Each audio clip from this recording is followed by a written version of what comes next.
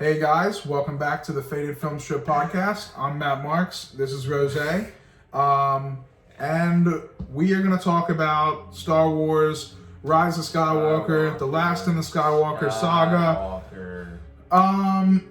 Skywalker. At this point, I'm going to assume if you're watching the podcast, you've seen the film, you have opinions about the film. We do too. But overall, I'm gonna say quick 10 minutes right here. Just to preface it off, I enjoyed it. It felt like Star Wars. It felt like Star Wars. You go in the theater, you sit down to a Star Wars movie, you leave, and it feels like Star Wars. I'll chalk that up as a W, but for the sake of conversation and digging into it, we're gonna talk about it a little bit deeper. So first things first, Palpatine was, dare I say, a bad choice? I don't know. Horrible writing. Palpatine, that was terrible. You're not invested into Palpatine. He's done. You don't care about him. This is the story you built. Rey versus Kylo Ren. Yep. That's what we fucking want. I want Kylo Ren in his bag. I want Rey in her bag. I want Rey versus Kylo Ren. Somehow she convinces him to be good. Maybe through a sexual way. I could see that maybe if he didn't. The kiss was terrible, but if she turned him through we could be rule the galaxy together. Well, that was what he was trying to do. I mean, but in the dark side, more on the light side. I was surprised, but no, I mean, fuck that. Actually, I'm sorry. Kylo Ren dies. Rey kills her. That's the story. Rey versus Kylo Ren. No Palpatine. That was trash. And here's what this new trilogy, the sequel, this is what the sequel is lacking. The characters are butt cheeks. Look at the prequel even. You got Mace Windu, fucking Yoda, Obi-Wan Kenobi, Anakin Skywalker, Qui-Gon Jinn, brand names. Let's go to the OT, Luke Skywalker, Darth Vader, the Emperor, Han Solo. Let's go to this, John. Who are your characters? Finn, Poe, Rose, whatever the fuck her name is. I mean, these characters are trash. Let's be fair to you don't even care. They could all die. Let's be fair to the new trilogy, though. It's got 40 years of canon to build on. Also, the other main character is Rey. You don't even know who the fuck she is. Dude, but hold the phone. The best character was Kylo Ren. Look, with all due respect to these new trilogy and with respect to the conversation, I don't think it's fair to make that argument yet, because whole generations have been built on seeing these original movies. Their kids growing up, but they don't know that. It better. I'm not saying they couldn't have, but what I'm saying is these characters, they won't ever feel as memorable to us because we experienced. If they'd done it better, What I'm saying is they might already be at this current state. Because, You're saying they're new relevant to the younger generation? I'm saying, did you walk out of that theater and feel like you saw a Star Wars movie? Yes, but very disappointed as well. The entire spectrum of people who enjoy Star Wars... Revenge of the Sith blew me away. Okay, yeah. Revenge of the Sith was... I needed that level of blown away. But also... the end of the saga. Yes, a 70-year saga. The first thing that I said was, I don't think that Palpatine was the direction to have gone to feel like you earned the clash that should have been at the end of this entire saga. It just didn't feel like, it felt a little bit unearned. It didn't feel like it was built too properly, and it didn't make sense how it happened. You know how you make this character more valuable? No Palpatine. Kylo Ren betrays Luke and turns and creates the First Order. No Snoke. And instead of Rey being a Palpatine is actually dead, because that's logical, throw him down a hole. Instead of Rey being a Palpatine, she's secretly fucking Obi-Wan Kenobi's Dude, kid. that would have made me so much happier. And then all of a sudden you're like, oh, she's Rey Kenobi. That's why she's... of course. And now you're like, Rey Kenobi versus Ben Solo, Han Solo. And you're like, this is fire. I made this up. I love this. There was probably now you're like, this is great. Dude, there was probably a room of people in the executive planning stages of this new trilogy when they were saying, oh, Rey's a nobody. There was probably Rey Kenobi was on a whiteboard, somebody was just like, that's too predictable, or somebody made that decision. But I don't think, I don't know what the message that they're trying to send by, having her just be a Skywalker. Like, look, I can just tell him a Skywalker because... Look, Palpatine is the Adolf Hitler of the Star Wars universe. Like, I don't care how much you want me to root for Susie Hitler, I'm not going to do it. Like, and that's what it feels like. Right, you know? you're like, it's like, why? She shoots lightning at one point, and you're like, okay, she's kind of strong as fuck, though, and she's a good guy, so that's kind of cool. And also, when I was watching this movie, at one point, this is why Star Wars is moving on, and they're about to kill it with these new stuff, because Rogue One and Solo, honestly, I loved. And I think this new stuff is about to be great on Disney+.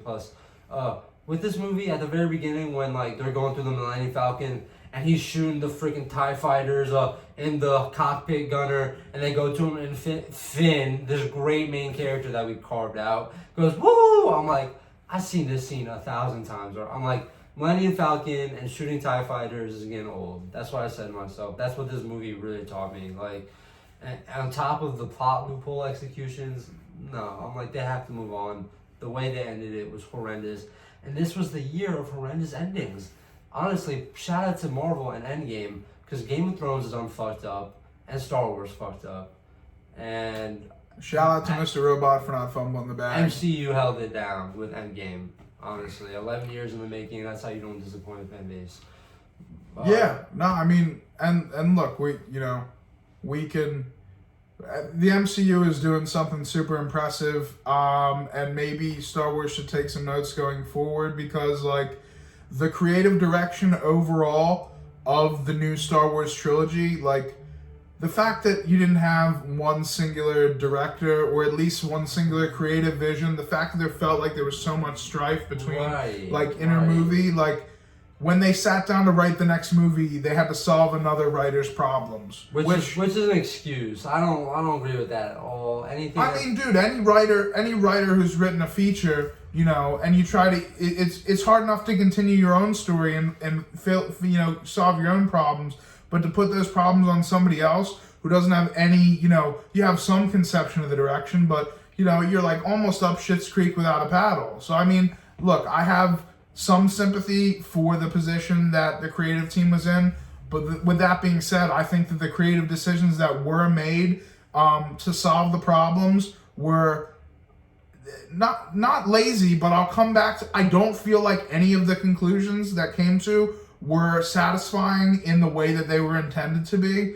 Like, I would have been so much happier had they gone in the direction that Rose is talking about, where you have Rey and Kylo clashing, because that's what it felt. The true good versus the true evil. Yes. The real representation of evil is supposed to be like Darth Vader's grandson. Because you already have this establishment of this new style arc for the Star Wars universe, which is this it's different. It's different than Anakin's arc, because it's this conflicted hero who, even after turning to the dark, still has these glimmers of like being able to tap into the light and come back potentially. So for his arc to kind of take the unexpected turn in the other way, and for him to not continue like down that path, you feel robbed of that final build up, and look, are they going to blow up another Death Star?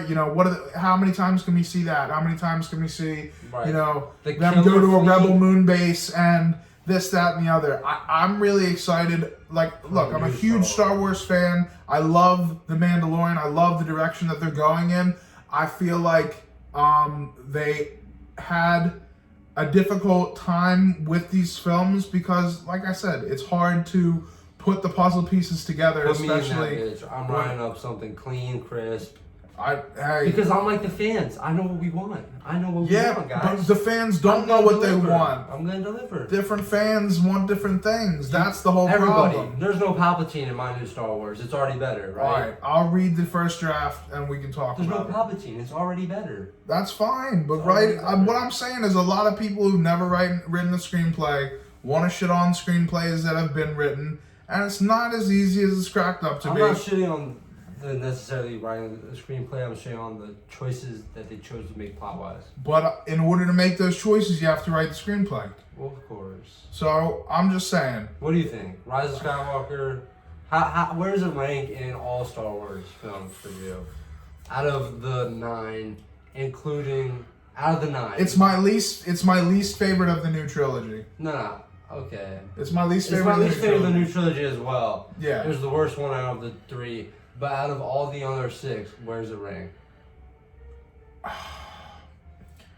It's probably tied with like Phantom Menace, honestly. Towards the bottom. Towards the bottom, yeah. Like look. Here's the thing about Star Wars movies: is with the exception of Empire, which is pretty much universally agreed upon to be the best Star Wars film. I don't agree with that. Okay, well, everybody I talk to, we're in agreement on Empire. I don't know. Let us know if you feel the same. It is universally considered to be the best one. So but I don't agree with that. That's fine. You're entitled to your opinion.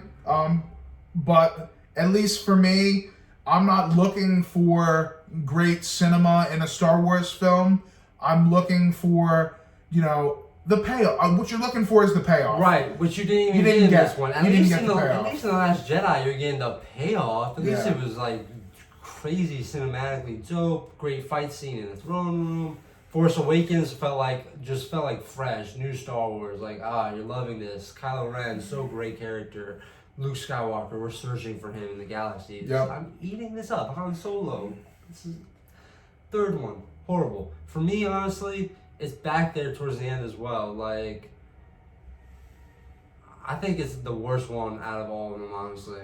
It's number 9. It's like 11. I like Solo and Rogue One better than it too. So it's literally the worst one. Well, we'll let the paint dry a little bit more and see what happens. We will let the paint dry a little bit more. Because sometimes you notice that, and I'm curious to see a director's cut. Maybe that changes opinions, but I doubt it. Look, I mean, I think that we're pretty much in agreement that there were creative decisions that were made that were dissatisfying to say the least, and I am excited for somebody else to have a new crack at a Star Wars saga from scratch. Hopefully it's somebody who... Not those motherfuckers from Game of Thrones. No, they're out. They're out for good reason. Fuck them. Look, if you want to have a good saga, if you want to have a strong continuation of this universe, you need somebody who knows world building and who can give us a long arc that's going to pay off. Rian Johnson.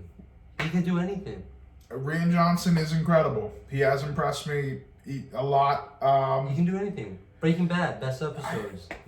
I mean, look, whoever has the task, whoever they give that mantle up to, I wish them Godspeed. No more trilogies either. Just hit me with solos. Hit me with originals. They're planning another saga. There's gonna be another bloodline that's explored through at least a singular trilogy. No more fucking random. No more X-Men. No. This is TIE fighters. I mean, look, there might be, depending on the timeline they focus on. New era. I would like to explore a new era. Give me some of that stuff we didn't see in the Clone Wars. Like, in between Revenge of the Sith. Sith. Dude, give me fucking timeline of, Old Republic. Old Republic, yeah, that would be cool, yeah. I mean, dude. Dark Remnant shit. Yeah, I would... There's so much there within the canon. There's so much to work with. Give me some old Qui-Gon Jinn, Obi-Wan stories. I think they're trying to just go fresh, and I support it. I just think whoever gets that job, they have a lot of... we're a very opinionated fan base, so you gotta do a lot to make us happy. And even when you do that, we're gonna be unhappy about something. So, Rise of Skywalker, what do you say? Look, I'm not gonna tell you to not see a Star Wars movie because you should see it. You gotta see it. You gotta see it, but it's a 6 or 5 out of 10 for me. I'll agree with that. I mean, I can't. I can't call it, a 7 or an 8 because... You can't. I just can't. I had too many problems with it. But with that being said, it's good. It's good. You should see it. Still enjoyable. If you haven't seen it in theaters and you're like semi into Star Wars and you're like trying to find something to watch, and you're like, I never saw The Rise of Skywalker. Rent that bitch real quick. Why not? Yeah, I mean, look, when it comes for free on HBO, right. I'm gonna stream it. Or Disney Plus. I'm HBO. gonna watch it. It's not going on YouTube. Yeah, no, you're right. Disney Plus. Right. Disney Plus. So, wherever it ends up, Disney Plus, 99% likely. I will watch it on Disney Plus again for a second run through. But I will be equally disappointed. But I will not be going back out into theaters to see it again. That is 6 or 5 out of 10. there's loopholes. way more stuff to see, and Matt Marsh, Rose. Have a good day. We'll see y'all soon. That Ron, yeah. Get out of here.